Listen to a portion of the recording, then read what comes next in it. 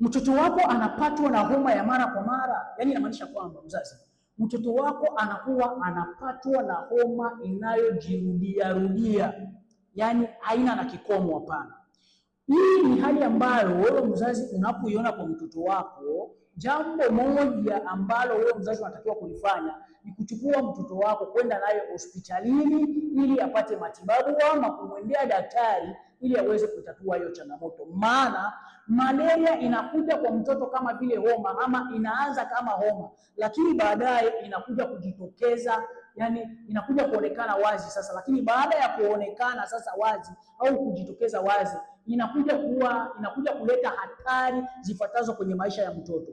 Ikishajitokeza wazi, mtoto huyu anaweza poteza hamu ya kula, anaweza poteza uzito, na pia anaweza, yani ukuaji wake utashindwa kukua vizuri. Unakuta mtoto ambaye anaanza enda kuzoofika. Kwa hiyo ni hatari sana wewe mzazi unapoona mtoto wako anaumwa na anapatwa homa ya mara kwa mara, lakini unaishia kumwangalia. Ni hatari. Chukua hatua mzazi. Unaweza chukua namba yangu kwenye bio unapoona hii hali kwa mtoto wako, kwa ushauri na matibabu.